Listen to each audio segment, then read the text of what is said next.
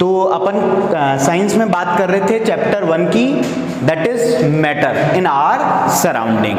तो अपन ने मैटर के बारे में डिस्कशन स्टार्ट किया, तो जितना मैंने पढ़ा है सभी ने रिवाइज किया है। कहीं किसी को कोई डाउट, समझ में आ रही है चीजें? और आपकी जो क्लास मिस हो गई है, अब आपको क्या करना है, लास्ट के जो 2 दिन मिस हुई है, 2 नहीं 1, साइंस की तो 1 ही दिन हुई ना, कल तो थी नहीं, तो आपको सिर्फ 1 दिन का वो वीडियो देख लेना है और अपने नोट्स बना लेना, नोट्स फॉरवर्ड कर देंगे, ठीक है? 1 दिन का वीडियो देख लोगे 30-40 मिनट का, और वहां से समझ लेना ताकि इजी हो जाएगा ना। तो अभी उसमें कुछ ज्यादा अपन ने बात की नहीं थी। अब देखो, अब अपन आगे चलेंगे। तो अपन ने मैटर की फिजिकल प्रॉपर्टीज पढ़ी। फिजिकल प्रॉपर्टीज में क्या क्या पढ़ी? 2 प्रॉपर्टीज पढ़ी, बताएगा कोई मेरे को? फिजिकल प्रॉपर्टीज में क्या क्या पढ़ी? एक, matter is made up of particles, very good. जो मैटर है वो किससे मिलके बना है? पार्टिकल से। और जो दूसरी प्रॉपर्टी हमने पढ़ी कि जो पार्टिकल्स हैं वो बहुत बड़े हैं, बहुत छोटे हैं, बहुत छोटे हैं। जैसे एक ड्रॉप में कितने पार्टिकल्स मिलते हैं? 1 ड्रॉप ऑफ वाटर में, हाँ वेरी गुड, मतलब 10 की पावर 21, मतलब इतने 10 0 0 0 0 0, मतलब 21 बार जब 0 लगेगा उतने पार्टिकल्स मिलते हैं अपन को सिर्फ 1 बूंद पानी में। फिर अपन ने बाद में स्टार्ट किया था कैरेक्टरिस्टिक्स ऑफ मैटर, ठीक है ना? तो अब अपन स्टार्ट करते हैं। तो अपन ने कल कहां तक कर लिया था? अपन ने particles of matters are continuously moving पढ़ लिया था, ठीक है? अब बात करते हैं उसके बाद, तो जो पार्टिकल्स होते हैं वो क्या एक ही जगह स्थिर रहते हैं या घूमते रहते हैं? हाँ, तो जो पानी की एक ड्रॉप अपन सिंपली डालते हैं, या नमक अगर डालेंगे तो थोड़ी देर बाद अपन देखते हैं कि जो पूरा पानी का कलर है उस इंक की ड्रॉप डालने से वो ऑटोमेटिकली कलर उसका चेंज हो गया, ब्लैक हो गया। तो वो क्यों हो पाया? क्योंकि जो आपके पार्टिकल्स हैं वो क्या करते रहते हैं? मूव करते रहते हैं। लाइक अगर इस बाल्टी में बात करें या बीकर में बात करें तो इस तरह से मूव करते रहते हैं, कोई इधर कोई उधर, इस तरह से मूव करते रहते हैं, ठीक है? बात समझ में आई? अब उसके अंदर एक छोटी हेडिंग डालिएगा, सब हेडिंग इसी के अंदर, दैट इज डिफ्यूजन। लिखिए, हाँ बिल्कुल ब्लैक से, डिफ्यूजन।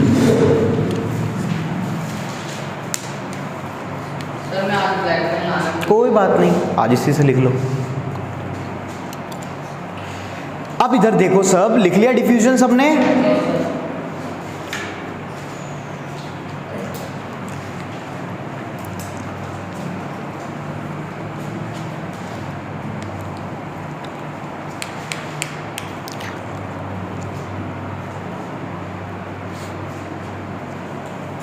थोड़ा सा तेज लिखो, है ना? हाँ चलो, अब इधर देखो सब, डिफ्यूजन का मतलब क्या होता है? डिफ्यूज, इसमें टर्म यूज क्या आ रहा है? डिफ्यूजन, मतलब डिफ्यूज कोई प्रोसेस होगी, और जन मतलब होता है कोई प्रोसेस को हम टर्म यूज करते हैं डिफ्यूजन। जैसे आपने सुना होगा फोटोसिंथेसिस एक प्रोसेस है ना? फॉर्मेशन मतलब किसी चीज का बनना, तो सबके पीछे ION लगता है, तो इसके पीछे भी आगे क्या लगा है? ION, मतलब एक कोई प्रोसेस है। अब डिफ्यूज का मतलब क्या होता है ये हमें नहीं पता, लेकिन वो अभी हम जानेंगे। इसका मतलब ये होता है बच्चों, डिफ्यूजन का मतलब 2 या 2 से ज्यादा मैटर, क्या मैंने बोला? 2 और 2 से ज्यादा मैटर, 2 और मोर देन 2 ऑफ मैटर की इंटरमिक्सिंग, क्या बोला जा रहा है? इंटरमिक्सिंग को हम कहते हैं डिफ्यूजन। मतलब कि जैसे ये अपना पानी का एक बीकर था, पानी में इसमें एक मतलब गिलास थी सिंपल, ये मानो इसमें क्या डाल रखा है मैंने? अपना सिंपल 100 ml वाटर, मतलब एक आधी जो गिलास होती है वो पानी डाल रखा है। तो मैंने इसके अंदर क्या किया, एक जो नींबू है, नींबू को अपन, नींबू ये जो आपका लेमन है, इसको लेमन को आधा काट के मैंने सिंपली इसमें स्क्वीज किया, स्क्वीज मतलब उसको प्रेस किया ताकि उसका वहां से क्या निकला? लेमन का जो एसिड है, लेमन जो जूस है वो निकला, और इसके अंदर वो यहाँ पे गिर गया। मैंने इसको मिलाया नहीं, पहली थिंग मैंने इसको चम्मच से नहीं मिलाया, बस स्क्वीज करके छोड़ दिया। तो जैसे ही मैंने, तो यहाँ पे एक मैटर तो क्या था? अपना पानी था, और और एक मैटर अपना क्या था, ये लेमन जूस था। तो जैसे ही मैंने उसको आधे घंटे तक पड़े रहने दिया तो मैंने देखा कि जो लेमन जूस है वो पानी के साथ क्या होना स्टार्ट कर दिया, मिक्स होना कर दिया। क्या मैंने इस लेमन जूस को पानी के साथ जानबूझ के मिक्स किया है या ऑटोमेटिकली खुद ही होने लग गया? क्या मैंने चम्मच से हिलाया? नहीं हिलाया। तो मैंने बिना चम्मच हिलाए फिर मैंने आधे या 1-1.5 घंटे बाद मैंने उस पानी को पिया तो मैंने देखा कि मेरा पानी कैसा हो गया, उसमें लेमन जूस का फ्लेवर आने लग गया है, मतलब नींबू पानी सा बन गया है। तो कहने का मतलब ये है 2 या 2 से ज्यादा, आपको जरूरी है कि लेमन, अब लेमन जब आप नींबू पानी बनाते हो तो उसके साथ क्या सिर्फ नींबू ही डालते हो या क्या डालते हो? आप शुगर भी डालते हो और साथ में उसके क्या डालते हो, प्लस सॉल्ट भी तो डालते हो, नमक भी डालते हैं ना, पर नमक भी डाल के लाना थोड़ा टेस्ट अच्छा हो जाता है, सीधा नमक काला नमक डालते हैं अपन। तो जैसे ही मैंने इसको भी डाला तो एक मैटर तो अपना क्या था, पानी था, दूसरा मैटर लेमन था, तीसरा मैटर शुगर था और चौथा मैटर क्या था, सॉल्ट। ऑल्दो अभी मैं इसको मिला नहीं रहा हूं, मिलाने से फायदा क्या हो जाता है कि वो चीज जल्दी मिक्स हो जाती है। यही तो होता है भाई। आपको ऐसा थोड़ी है कि मेहमान आपके घर में आए, बोले मम्मी बोली बेटा एक नींबू की गिलास बना के, बोले मैंने तो मम्मी डिफ्यूजन सीखा है, बन रही है, आप थोड़ा मेहमानों को बैठा के रखो 2 घंटे में बन के आएगी। ऐसा थोड़ी बोलते हो, उनको तो हैंड टू हैंड चाहिए, नहीं तो फिर कह जाते हैं तो आपका बेटा तो कामचोर है, बेटी तो कामचोर है, बोले कि मेरे को पागल बना दिया कि बोले मम्मी बन रहा है, डिफ्यूजन हो रहा है उसके अंदर। तो अपन वहां पे क्या करते हैं, अपन को जल्दी से मिक्स करना होता है तो अपन क्या करते हैं, उसको चम्मच से हिला देते हैं और हिलाने से वो क्या हो जाता है, जल्दी मिक्स हो जाता है। लेकिन अगर आप उसको स्टिर या मिक्स नहीं करोगे तो भी वो ऑटोमेटिकली इंटरमिक्स हो जाएगा। तो इस प्रोसेस को हम बोलेंगे डिफ्यूजन। तो क्या डिफ्यूजन सभी को समझ में आया? कोई बड़ी चीज नहीं थी, नॉर्मल घर की चीज थी, समझ में आया डिफ्यूजन? तो लिखिए डिफ्यूजन की डेफिनेशन।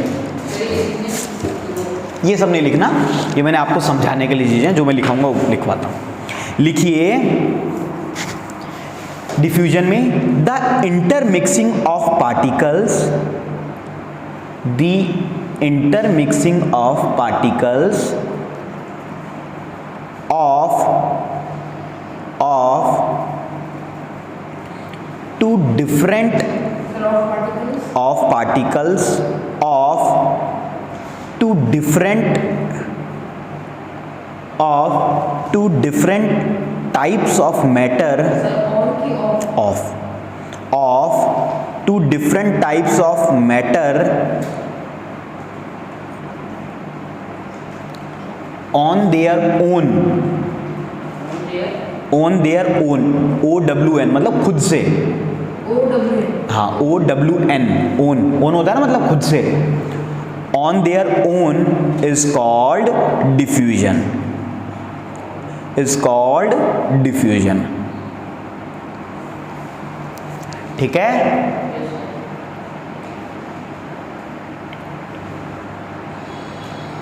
अब मेरे को बताएगा कोई, अगर मुझे डिफ्यूजन की प्रोसेस को तेज करना है, फास्ट करना है, तो मैं क्या करूंगा, मिक्स कर सकता हूं बाय एक्सटर्नली, मतलब बाहर से। एक तो तरीका ये है, और तरीका क्या है, मतलब वो भी मिक्सिंग ही हो गया। और तरीका मैंने आपको उस दिन, हाँ मतलब वो भी मिक्सिंग का ही कॉन्सेप्ट हो गया। और तेज करना हो, मतलब और जल्दी, हाँ वेरी गुड, हीटिंग। पानी को या दूध को जब गर्म करने में चीनी डालते हो तो जल्दी मिलता है, और ठंडे दूध में चीनी देर से मिलती है। क्यों होता है? क्योंकि जो डिफ्यूजन में जब हीटिंग कर देते हैं तो उसके जितने भी पार्टिकल्स होते हैं वो सब किस में आ जाते हैं, मोशन में आ जाते हैं, मतलब भागने लग जाते हैं। भागने, कोई इधर भाग रहा है, कोई इधर भाग रहा है। तो अगर हमको डिफ्यूजन की प्रोसेस को तेज करना है तो सिंपली हम क्या कर देंगे, हीटिंग। तो नोट करके पॉइंट लिखिए, नोट डालिए, NOTE नोट, और फिर उसमें लिखिए, नोट का मतलब याद रहेगा ना, कोई स्पेशल पॉइंट होगा तो उसको हम नोट में लिखवाएंगे। नोट में लिखिए, ऑन हीटिंग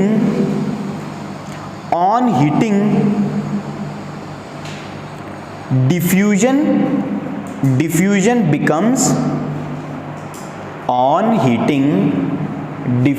becomes धीरे या तेज, हाँ very good, diffusion becomes faster, good.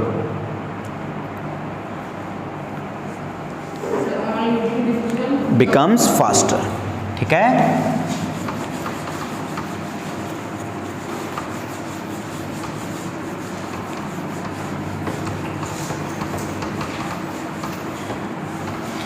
अब ये हो गए अपने कैरेक्टरिस्टिक्स के 2 पॉइंट हो गए। तीसरा लिखिए particles of matter, particles of matter attract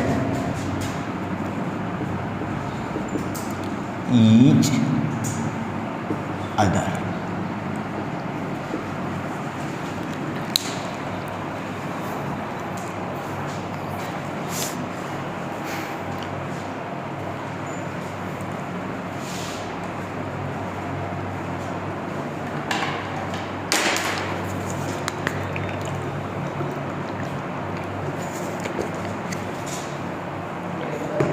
लिख लिया? अब इधर देखो, हम बात कर रहे हैं तीसरी कैरेक्टरिस्टिक्स किसके बारे में? पार्टिकल्स के बारे में।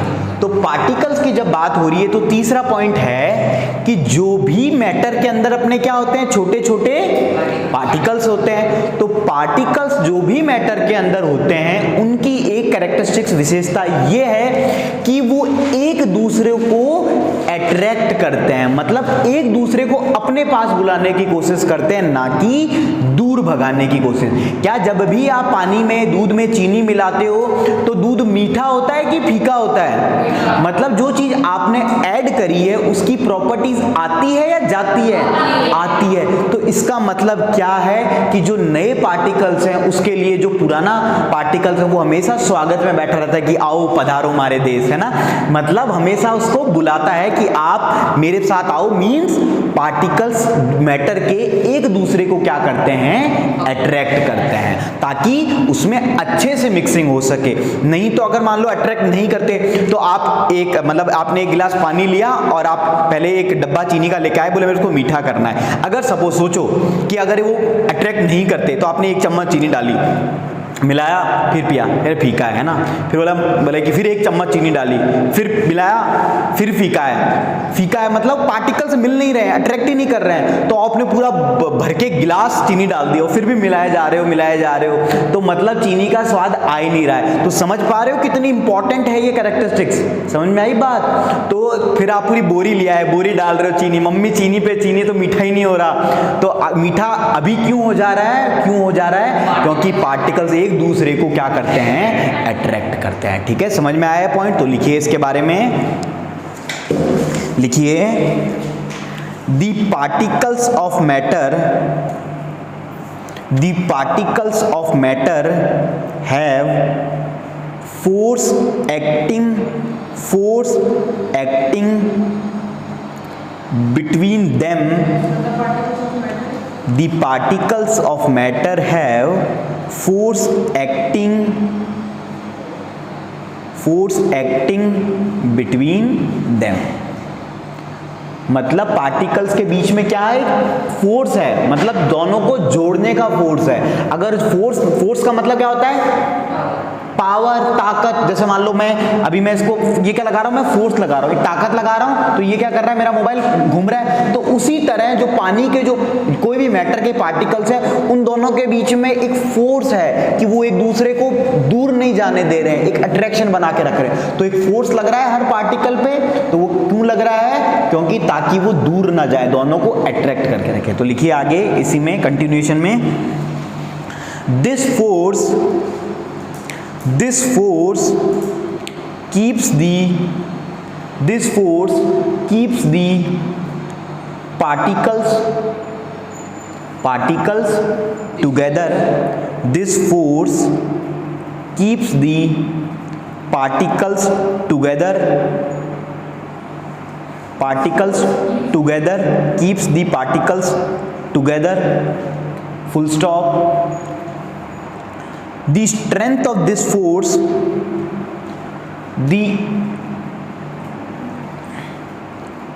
this force keeps the particles together. Full stop. The strength of this force,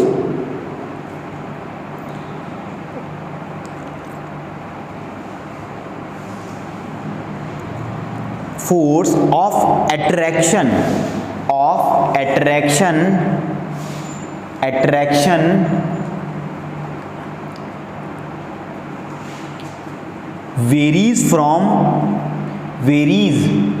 very करना मतलब चेंज होना, varies from one kind of matter to another, varies from one kind of matter to another.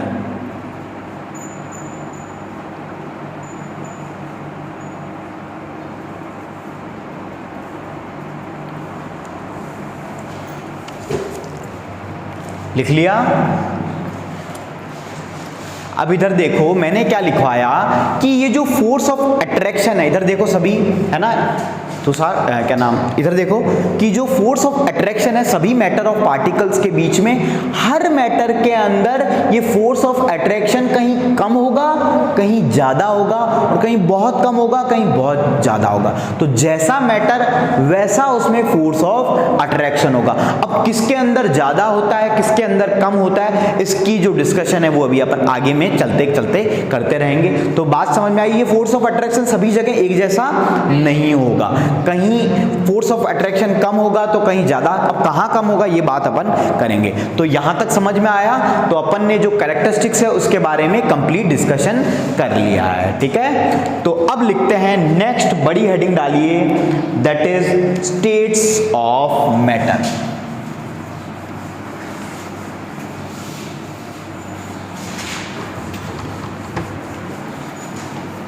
इस पोछे से अच्छा साफ होता है ना बोर्ड। समझ में आ रहा है सभी को? नींद तो नहीं आ रही किसी को? पक्का? चलो बढ़िया। नींद वींद तो लेके आए हो पूरी? नहीं लेके आते? स्कूल जा रहे हो या बंद हो गई वापस स्कूल? कौन सी आपकी स्कूल? ले खुली है अपनी? बंद? चलो बढ़िया, चलो छुट्टियां आ गई वापस हैं, बढ़िया है। पूरा कोरोना में छुट्टियां चल रही है। अब इधर देखो, अब अपन बात करते हैं, हेडिंग डालिए, मेन हेडिंग है states of matter. What is the heading? Matter. Very good.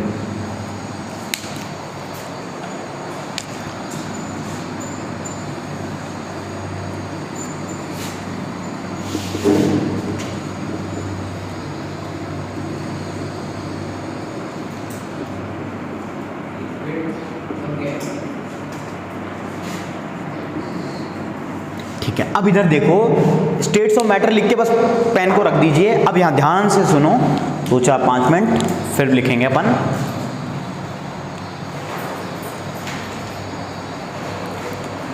अब देखो सुनो मेरी बात, अब अपन बात कर रहे हैं स्टेट्स ऑफ मैटर की। तो सबसे पहला टर्म आ रहा है स्टेट्स। स्टेट्स का मतलब क्या होता है? स्टेट्स का मतलब राज्य। भाई Rajasthan is a state, Karnataka is also again state, ये भी एक तो स्टेट, आप ये जानते हो। अब यहाँ पे जो स्टेट्स अपन वर्ड यूज कर रहे हैं, इसका मतलब क्या है ये हम जानने की कोशिश करते हैं। तो जैसे स्टेट्स का जो हिंदी में इसका जो एक सिंपल मीनिंग होता है वो होता है अवस्था। क्या होता है? अवस्था। जैसे अभी लोगों की आपकी बात की जाए, अभी आप लोग सभी 9th स्टैंडर्ड में हो, तो एक ह्यूमन बीइंग की स्टेट्स होता है। जब बच्चा पैदा होता है, फिर वो थोड़ा पहले जब पैदा होता है तब वो क्या होता है, एक शिशु होता है, एक बहुत इन्फेंट होता है, चाइल्ड होता है। फिर धीरे धीरे वो बड़ा होता है, फिर 9-10 साल का होता है, तो फिर वो अपना खाना पीना खुद खा सकता है, छोटा बच्चा नहीं खा सकता। तो जो बचपन की अवस्था थी, स्टेट थी, वो अलग थी। फिर जब वो बाद में बड़ा हुआ तब थोड़ी अलग थी। फिर जो 8th 9th 10th तक के बच्चे होते हैं, इज लाइक अगेन सिमिलर, मतलब उन वो लोग, अब आप भी अपने में देख रहे होंगे, आप लोगों की हाइट पहले थोड़ी छोटी थी, अब लंबी हो गई, पहले मोटे थे। तो मतलब आप लोगों में अलग अलग चेंजेस आ रहे हैं। फिर उसके बाद आप देखते हो जैसे लाइक 20-21 साल के जो लोग हैं ना, जो कॉलेज गोइंग बच्चे हैं, वो थोड़े आपसे अलग होते हैं, थोड़े मैच्योर होते हैं। फिर कैटेगरी आती है थोड़े बड़ों की, 30 के लमसम के लोगों की। फिर आप अपने फादर मदर को देखते हो जो 35 से 40 के लमसम के लोग हैं, 40-45 तक, है ना। तो इस तरह का मतलब हर ह्यूमन बीइंग की अलग अलग अवस्था होती है। फिर आप बूढ़ों लोगों को देखते हो। तो हर स्टेट में हर इंसान का बिहेवियर एक जैसा होता है या अलग अलग होता है? मतलब जो काम बच्चे करते हैं छोटे, क्या वो आपके मम्मी पापा टाइप ऐसे करते हैं? नहीं करते, है ना। जैसा आप काम करते हो, आपसे छोटे वालों को देखते होंगे तो ऐसा लगता है अरे कैसे काम कर रहे हैं, खुद का खाना पीना, मैं तो खुद का।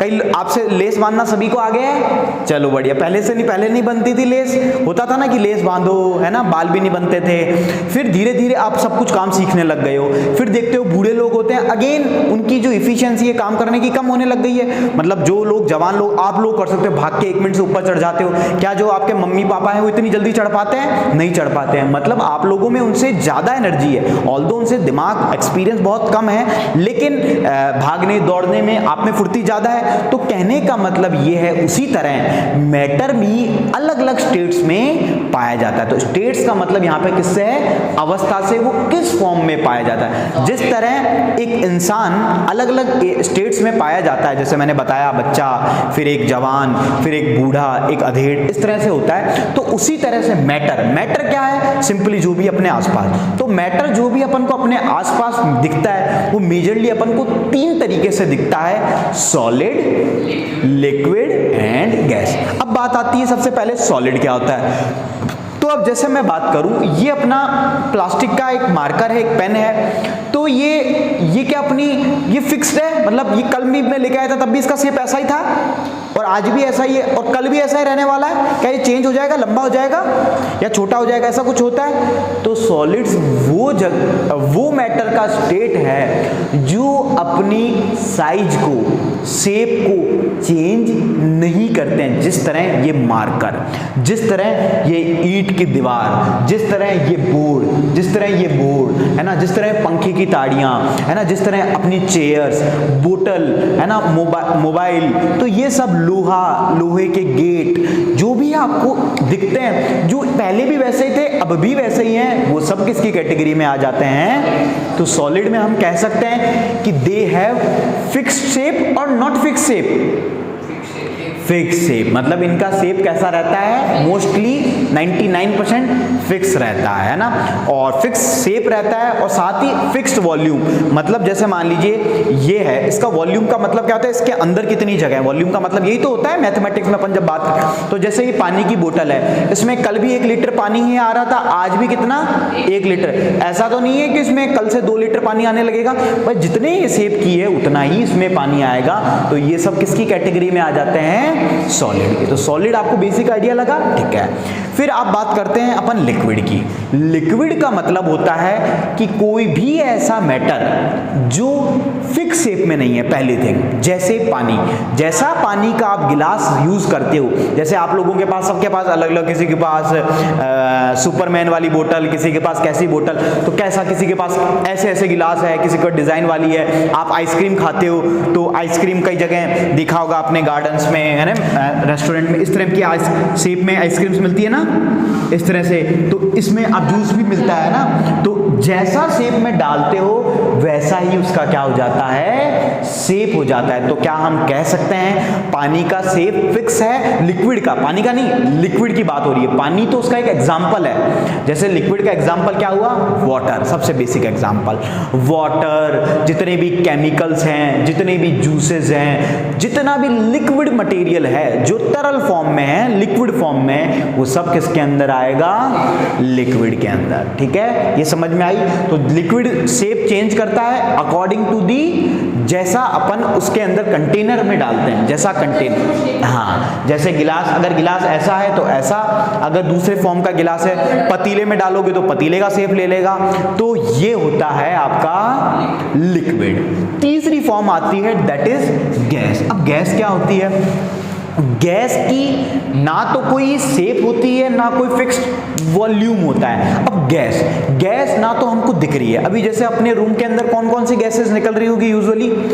ऑक्सीजन हम ले रहे हैं, तो मतलब ऑक्सीजन है इस रूम में, और अपन क्या रिलीज कर रहे हैं? Carbon dioxide. तो इस रूम में प्लेंटी अमाउंट ऑफ ऑक्सीजन और कार्बन डाइऑक्साइड है, और भी कुछ गैसेस होती है, नाइट्रोजन है ना, ये सब भी होती है एनवायरमेंट में। तो कहने का मतलब ये है गैसेस है इस रूम में, लेकिन अपन को फील ही नहीं हो रही है कि गैसेस है। जैसे मान लीजिए ये रूम है, इस रूम के अंदर मैं पानी भर दूं, पानी से भर दूं या लिक्विड से, किसी भी लिक्विड से भर दूं, तो फिर अपन इसके अंदर बैठ पाएंगे? या बैठ जाएंगे? सब तैर तैर के बैठ जाओगे? नहीं बैठ पाएंगे। मतलब पानी इस रूम को क्या कर लेगा? भर जाएगा।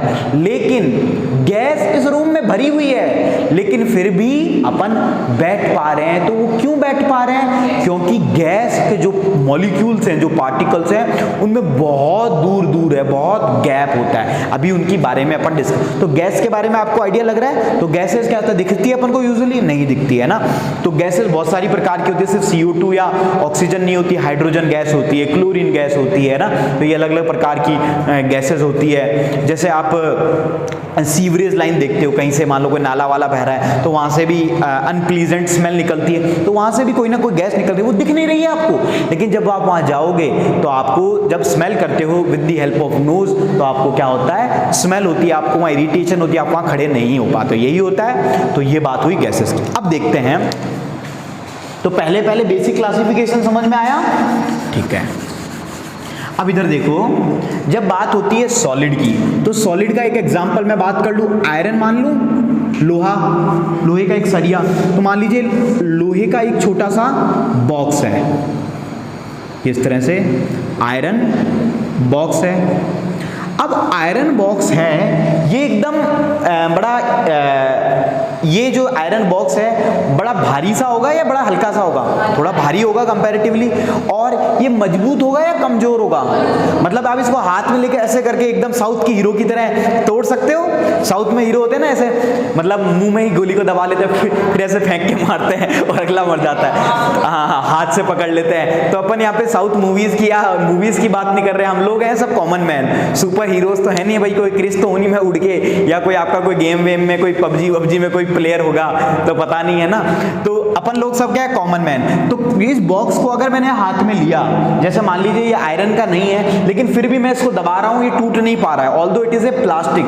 तो लोहे का तोड़ पाना इजी है या मुश्किल है? मतलब इसके अंदर इसकी स्ट्रेंथ मजबूत है या कमजोर है? मजबूत है। तो जो स्ट्रेंथ होती है सॉलिड्स की यूजुअली क्या होती है? स्ट्रांग होती है। तो अभी स्ट्रांग किस वजह से होती है? तो अपन क्या करते हैं, इसके अंदर मैंने लगाया माइक्रोस्कोप, इसका एक छोटा सा टुकड़ा लिया मैंने और मैंने इसको माइक्रोस्कोप से देखा। माइक्रोस्कोप से मैंने देखा तो मेरा व्यू ऐसा आया, और उसके अंदर मेरे को इसके पार्टिकल्स को देखना था कि भाई इसके पार्टिकल्स कैसे। तो मैंने देखा कि इसका एक पार्टिकल ये ऐसा है, फिर ऐसे ऐसे ऐसे ऐसे,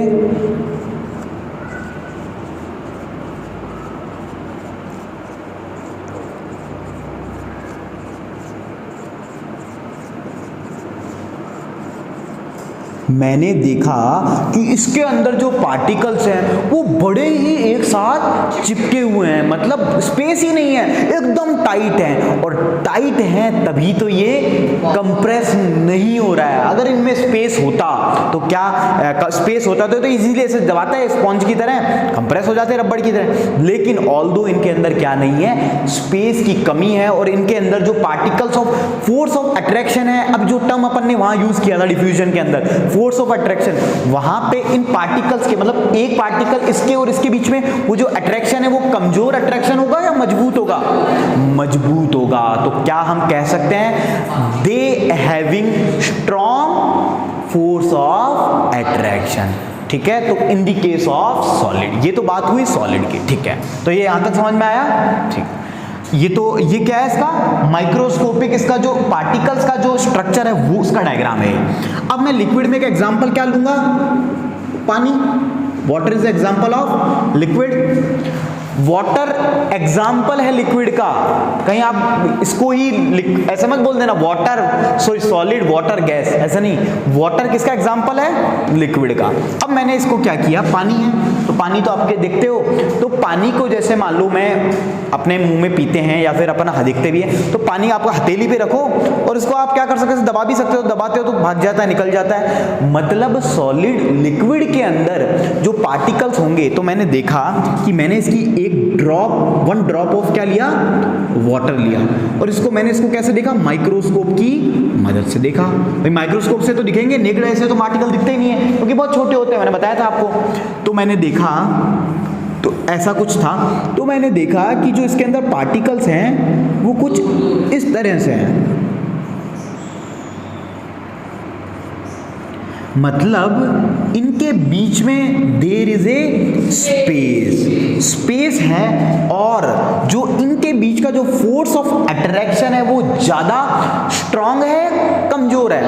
कमजोर है। कमजोर होने की वजह से, क्योंकि देखो अभी मान लीजिए आप लोग, मान लीजिए कोई ये एक पार्टिकल यहाँ है, एक पार्टिकल वहां है, तो अब हम दोनों के बीच में बॉन्ड स्ट्रांग होगा या वीक होगा? वीक होगा। अभी कोई मेरे पास में बंदा है, उसको मैंने कंधे पे हाथ रखा और सुना भाई क्या चल रहा है, तो मतलब हमारे बीच में क्या हो गया? बॉन्ड स्ट्रांग हो गया। बॉन्ड का मतलब होता है कि हमारे बीच में जो फोर्स ऑफ अट्रैक्शन वो क्या है? मजबूत है। तो in the case of liquids there is a weak force of attraction, या फिर मॉडरेट, मतलब नॉर्मल है, ना बहुत ज्यादा कम ना बहुत ज्यादा टाइट, इसकी तरह। तो ये तो बात हो गई किसकी? सॉलिड की, लिक्विड की। समझ में आया? ठीक है। अब बात करते हैं एग्जांपल। इसमें क्या एग्जांपल लूं? ऑक्सीजन ले लूं। ऑक्सीजन का सिंबल क्या होता है? O2 या सिंपल O बोल दें, O2 भी ठीक है, O2 उसका पूरे डायटोमिक फॉर्म में होता है, O होता है सिंपल, याद रखो O। ऑक्सीजन का केमिस्ट्री में सिंबल क्या यूज करेंगे? O, याद रखेगा। जैसे नाइट्रोजन का N, हाइड्रोजन का H, तो ऑक्सीजन का O। तो मैंने देखा इस रूम के अंदर ऑक्सीजन है, तो मैंने क्या किया, with the help of some mechanism, किसी मदद के थ्रू मैंने ऑक्सीजन का एक छोटा सा कुछ पार्ट लिया, और मैंने अगेन इसको क्या देखा? माइक्रोस्कोप की मदद से क्या देखे? इसके पार्टिकल्स को देखा। तो जैसे ही मैंने इसके पार्टिकल्स को देखा, तो मैंने क्या ऑब्जर्व किया? एक पार्टिकल इधर है भैया, एक पार्टिकल इधर है, एक पार्टिकल इधर है, और एक पार्टिकल, इसमें इतने सारे पार्टिकल्स है, इसमें इतने सारे थे, और इसमें देखा there is a huge space, एक तो बहुत ज्यादा स्पेस है, और there is a weak, very weak क्या होगा? Force of attraction. ठीक है, तो ये किसकी बात हो रही थी? गैस की। तो हमने दो चीजें ऑब्जर्व करी कि भाई इसके अंदर जो पार्टिकल्स हैं उसमें स्पेस बहुत कम है, क्या है? Very minimum. यहाँ पे मॉडरेट मतलब एवरेज, मतलब ना ज्यादा कम ना ज्यादा कम ना ज्यादा स्ट्रॉन्ग।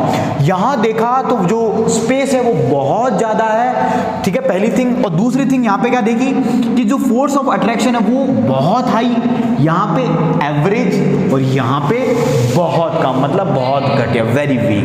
तो ये किसका क्लासिफिकेशन होता है? सॉलिड। तो आप इसको फील कर पा रहे हो कि कैसे क्या क्या चीजें हैं? तो आप लिखो, हेडिंग लिखिए स्टेट्स ऑफ मैटर, उसमें इसे 3 डालिए। इसको नहीं, मैं नोट करवाऊंगा। चलो ऐसा करो, ये लिख के फिर ये बना लो डायग्राम। हाँ, है ना, बना लो एक बार, फिर लिखवा भी दूंगा इन्हें, डायग्राम की फॉर्म में बना लो। समझ में आ रहा है सभी को?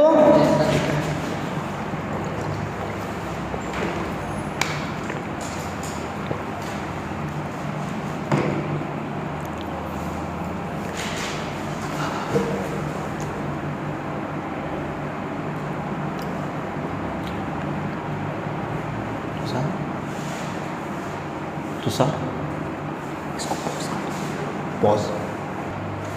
तो अब लिखिए, फर्स्ट हेडिंग डालिए ब्लैक पेन से, दी सॉलिड स्टेट।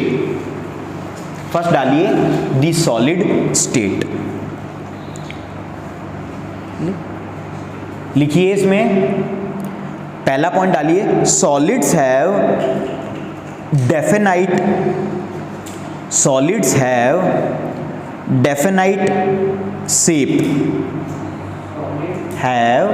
डेफिनाइट का मतलब होता है fixed, definite shape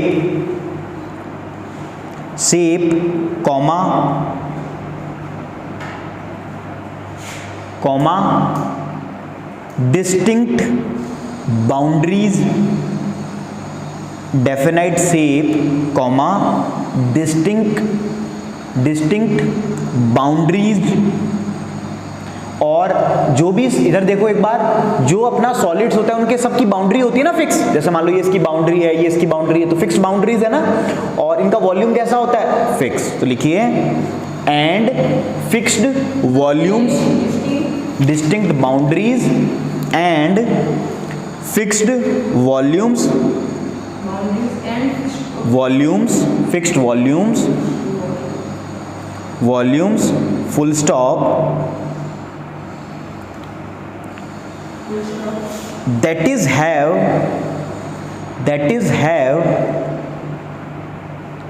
negligible, that is have, spelling देख लो, नेग्लिजिबल कंप्रेसिबिलिटी, इसका मतलब बता देता हूं, हाँ, नेग्लिजिबल कंप्रेसिबिलिटी। नेग्लिजिबल का मतलब होता है ना के बराबर, क्या बोला मैंने, ना के बराबर। और कंप्रेस का मतलब क्या होता है, दबाना, किसी चीज को कंप्रेस करना। तो सॉलिड्स की कंप्रेसिबिलिटी ना के बराबर होती है ना, दबते ही नहीं है, नहीं दबा पिचकते, तो यही हो गया इसका मतलब नेग्लिजिबल कंप्रेसिबिलिटी, फुल स्टॉप। पहला ये पॉइंट हो गया। नेक्स्ट पॉइंट लिखिए इसी में, हाँ, next point, solids have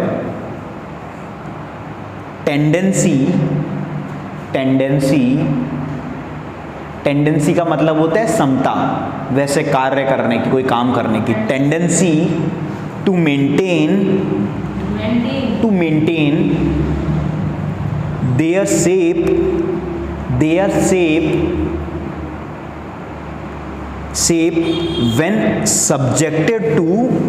when subjected to outside force,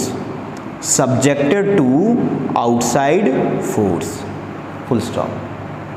इस लाइन का मतलब क्या है, सॉलिड्स में वो क्षमता होती है कि अगर आप कोई बाहर से, इधर देखो, बाहर से क्या लगाओगे, फोर्स लगाओगे तो ये पिचकते हैं, अपना शेप जैसा होता है वैसे का वैसा ही रखते हैं। तो यही लाइन लिखाई है ना मैंने, the solids have tendency to maintain their shape, मतलब जैसा वो शेप है उसी को क्या करते हैं, बरकरार रखते हैं, मेंटेन करके रखते हैं। ठीक है, आगे लिखिए इसमें, फुल स्टॉप, नहीं, इसी में कंटिन्यूएशन में। सॉलिड, जब तक मैं नेक्स्ट पॉइंट ना बोलूं ना तब तक नहीं चेंज करना। सॉलिड्स में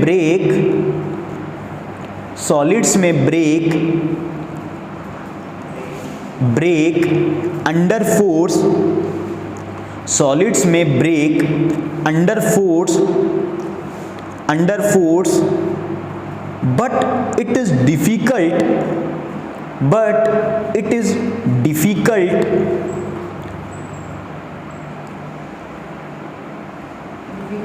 to change their shape,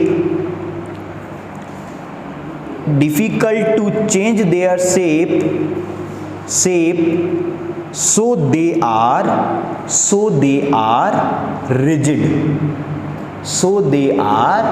rigid, full stop। rigid, RIGID, rigid, अभी बताता हूं इसका मतलब, RIGID, rigid।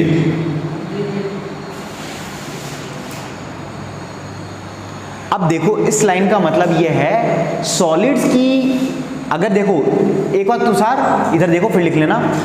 सॉलिड्स को देखो, मेरी बात सुनो, सॉलिड मतलब एक लोहे के टुकड़ा, तो लोहे के टुकड़े को तोड़ना और उसका शेप चेंज करना बहुत मुश्किल है। मतलब आप कितनी भी हाथ से ऐसे दबा लो, टूटेगा नहीं, टूटेगा। लेकिन लोहार की दुकान पे क्या लोहे को भी तोड़ दिया जाता है? लोहार की जो एक मेटलर्जी की दुकान होती है, वहां पे क्या करते हैं, जोर से हथौड़ा मारते हैं तो वो गर्म भी करते हैं। वैसे मान लो तोड़, सिंपल हथौड़ा भी मारते हैं बहुत जोर से, अगर वो पतला लोहा है तो वो टूट तो जाता है, लेकिन वो अपनी शेप कभी नहीं बदलता। मतलब मान लो वो पहले इस तरह का था, तो तोड़ा तो इसके दो टुकड़े हो गए, लेकिन ये कैसा था, एक शीट की फॉर्म में था, तो इसने अपनी शेप को नहीं बदला। तो एक कहावत है ना कि रस्सी जल गई लेकिन बल नहीं गया, तो उसी तरह सॉलिड्स के साथ भी वही केस है कि वो टूट गया लेकिन उसने अपना शेप नहीं बदला। बात समझ में आई? तो दीज आर सॉलिड। समझ में आया? चलो अब कुछ एक्सेप्शन लिखते हैं। एक्सेप्शन का मतलब होता है कि कुछ मतलब जैसे क्या बोल रहे हो, स्वीकारना, एक्सेप्ट नहीं, एक्सेप्शन। एक्सेप्शन का मतलब होता है कि यूजुअली हम जानते हैं कि सारे सॉलिड्स कैसे होते हैं, मजबूत होते हैं, लेकिन कुछ लोग अपवाद होते हैं। अपवाद का मतलब होता है एक्सेप्शन। तो एक छोटी सा हेडिंग डालिए ब्लैक पेन से, एक्सेप्शन। इसी के अंदर है, मतलब सॉलिड के अंदर। तो किसके एक्सेप्शन की बात कर रहे हैं अपन? सॉलिड की। ठीक है ना? एक्सेप्शन, ये वाला देखो, वो वाला एक्सेप्ट ऐसा होता है, एक्सेप्ट का मतलब स्वीकारना, है ना? ये एक्सेप्शन। अपवाद, मतलब नमूने, ये सॉलिड्स के क्या हैं, नमूने। हाँ, मतलब कोई अच्छी टीम है, उसमें एक नमूना आ गया तो वो क्या बोलेंगे, इट इज एक्सेप्शन है ना, ऐसा बोलते हैं ना, वैसे ही हो गया ये एक्सेप्शन। तो सॉलिड के ये नमूने हैं। तो अब देखो इसमें, चलो पहले लिख लो फिर मैं समझाता हूं। पहला पॉइंट लिखिए, पहला पॉइंट है ना, a rubber band changes shape, a rubber band changes shape under, change के बाद S, changes shape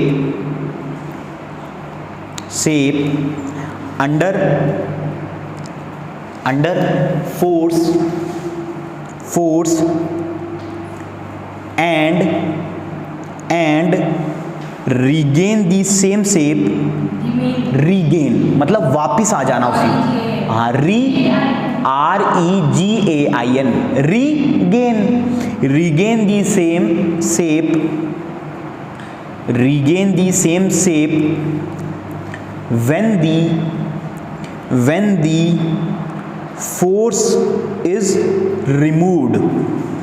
the force is removed, full stop, remove हटा देना, removed full stop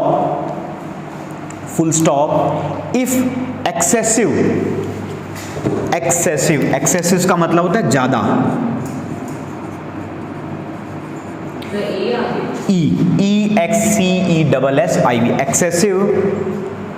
EXCESSIV,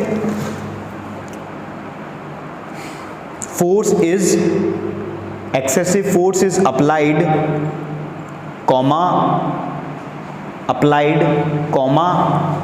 it breaks, अब इधर देखो, हमने बात करी कि सॉलिड कैसे होते हैं। अब इधर देखो सभी, सॉलिड कैसे होते हैं, शेप कैसा होता है इनका, फिक्स्ड या नॉट फिक्स्ड, फिक्स्ड, मजबूत होते हैं, फिक्स्ड वॉल्यूम होता है और डेफिनाइट बाउंड्रीज होती है, ये अपन ने बात करी। अब मैं कह रहा हूं कि जो आपके घर में चोटी बांधने का या सिंपल जो मिठाई के डब्बों पे रबर बैंड आता है, ये भी एक सॉलिड है। तो ये नमूना हुआ ना सॉलिड का, कि सॉलिड की डेफिनेशन ये है कि वही वो मजबूत होता है, लेकिन रबर बैंड को पकड़ो छोटी सी अंगुली से और ऐसे कर दो, अल्लाह इसका तो शेप बदल गया है ना, पहले तो इतना था अब ये तो लंबा हो गया, शेप लंबा भी हो गया और चेंज भी हो गया। आ जाओ, है ना। तो कहने का मतलब ये है, इनका जो शेप है वो भी क्या हुआ, चेंज हुआ। तो ये क्या हुआ, एक्सेप्शन है। तो जैसे ही मैंने इसको छोड़ा तो ये अपनी वापस उसी पोजीशन पे आ जाता है। तो इसने जैसे ही मैंने फोर्स को रिमूव किया तो ये अपनी रीगेन कर ली इसने अपनी ओरिजिनल पोजीशन को। और फिर जैसे मान लो आप पकड़ के इसको खींचते जाओ, एक पॉइंट तक तो ये क्या करता रहेगा, खिंचता रहेगा, लेकिन एक एक्सेसिव मतलब ज्यादा अपने फोर्स लगाया तो एक पॉइंट ऐसा आएगा जहां पे ये क्या हो जाएगा, टूट जाएगा, मतलब ये ब्रेक कर जाएगा। तो क्या ये सॉलिड्स के लिए एक्सेप्शन है? तो ये बात हुई एक्सेप्शन इन सॉलिड। एक पॉइंट ये है, और एक और लिख लो फटाफट, फिर अपन एंड करते हैं अपनी क्लास आज की। सेकंड पॉइंट, तो rubber band is exception of solid, ठीक है। सेकंड पॉइंट लिखिए, the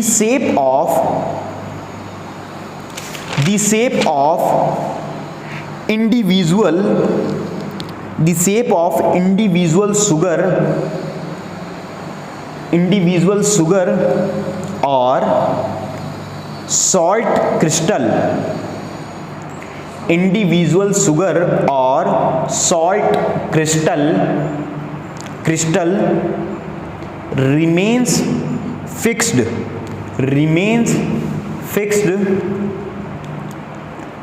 whether we take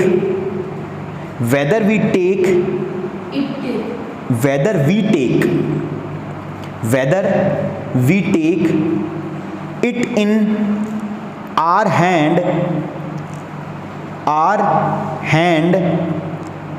we take it in our hand, comma, put it in a plate, it in our hand, comma, put it in a plate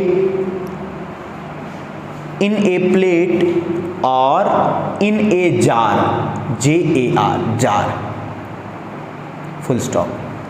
ठीक है, इस point को करते हैं अपन कल डिस्कस। ठीक है ना, पुट इन ए जार, बंद।